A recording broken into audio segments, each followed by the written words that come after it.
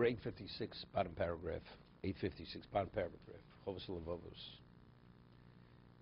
He said if a person reveres Hashem and he's continuously aware that Hashem knows every movement, what's revealed, what's hidden, what's in your feeling, what's in your emotion, and he continuously provides for you, your function, everything you have. He says a person is cognizant and internalizes this reality. He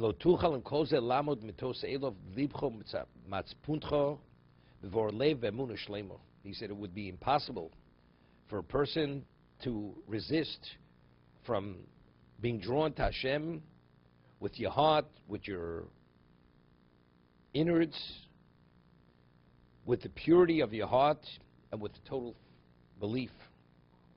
V'titla nafshcha ba'avoso. He says you will bind yourself to his love. V'tiftach avchamoso v'goldel chanosav rachmov, and you'll have perfect faith in his compassion and his graciousness and his mercy. And when you experience this love, this intensity of love, nothing else exists at this moment. Love for nobody else, nothing else. Lo yashkif olecho shato yoris im yuroscho mimenu bilto.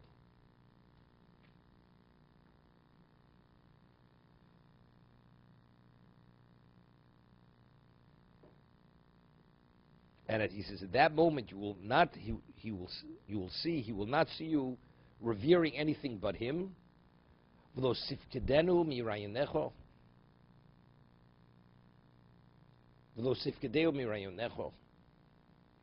You will not remove it from your thoughts.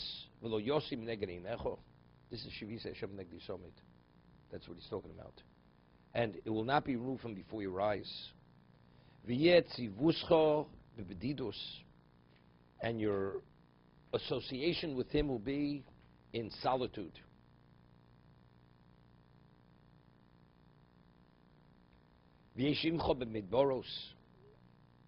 Wherever you be, he will be with you, even in the desert. When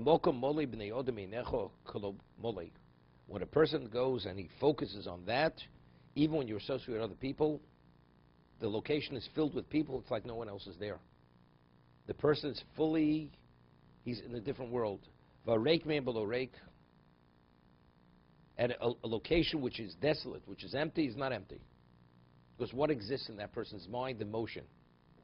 He's totally enthralled just with Hashem's existence. Lo tishomim bi poktim.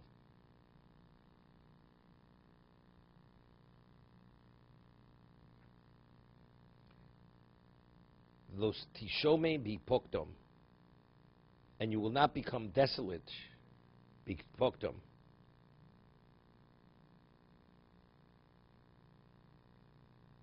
You will not be depressed when people are gone. Lo sidag be'odrom. Tiatomit somech be'lokecho. Sos be'vorecho.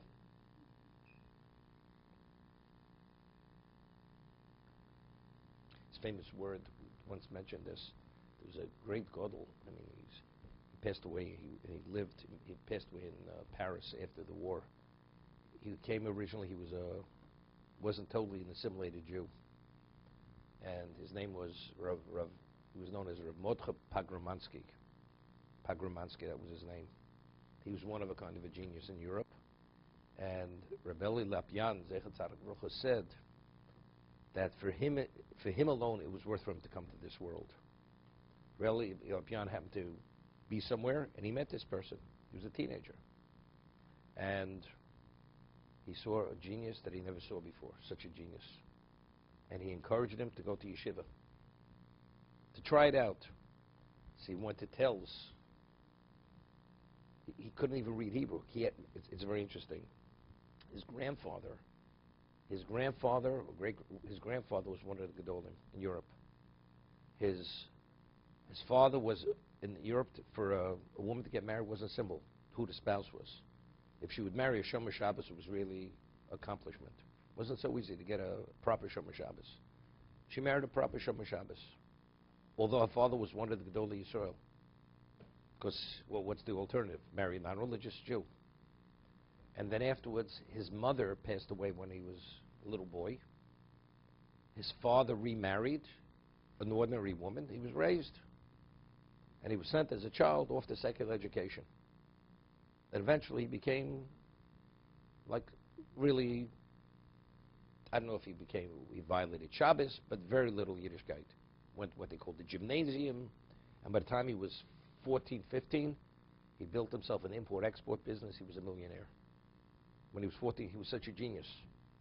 And Rebbe Lapian met him, and he impressed upon him it's important that he should, and especially since his grandfather was one of the Gedolei Yisrael, especially, he definitely had an interest to bring him back, and he went to tell us.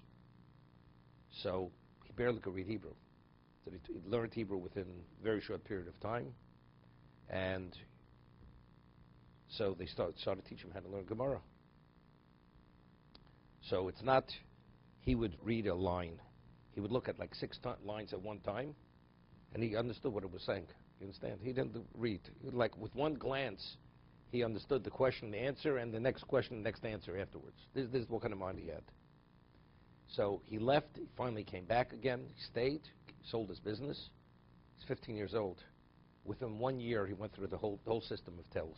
From the youngest, they had a high school, tells in Europe. Went from the high school age straight to the top shir in the yeshiva. The top shir in 1 year. He was the leading bacher in the yeshiva, to the point where even the yeshivas didn't have an easy time with him. That was his level, and his immersion in Torah was something, and he had a mind, whatever he learned, he retained everything. Okay?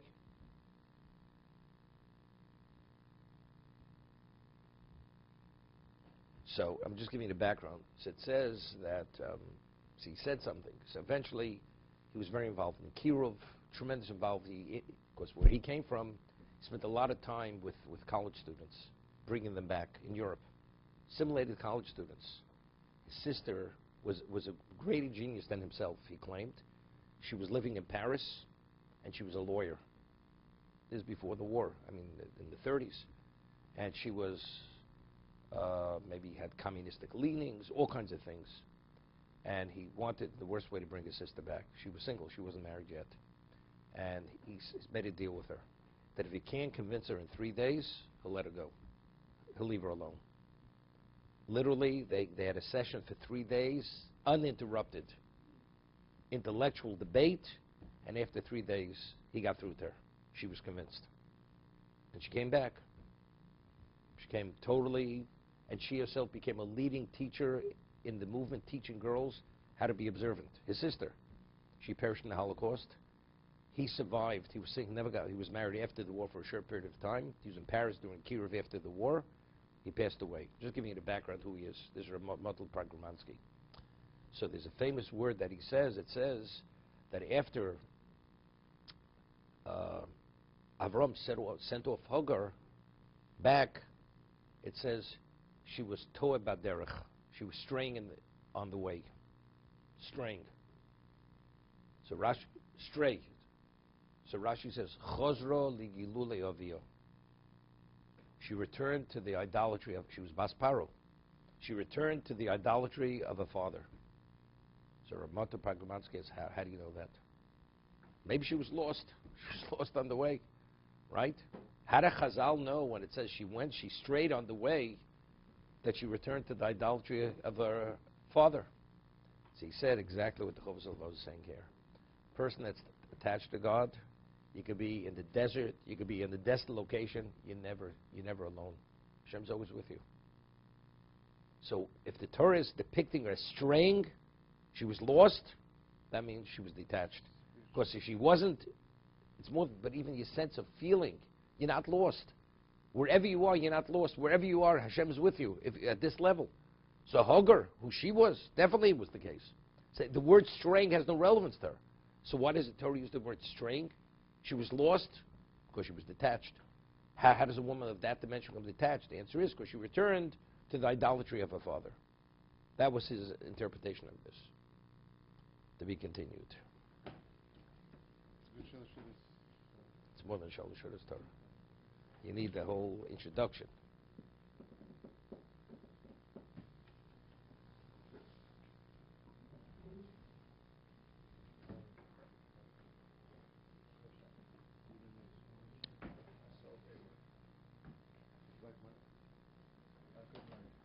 Now you understand. Now you understand Rabbi Kiva when he was killed, and his Talmidim were crying.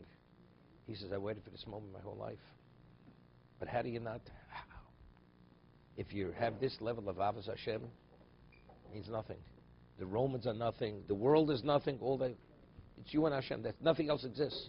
He says you can have a full roof, a room filled with people. It's like the people are not there. It can be empty. It's not empty. I mean, that's the level of attachment the person gets. We're talking about Rabbi Akiva. This is Chovos HaLevavos speaking. So what's Rabbi Akiva?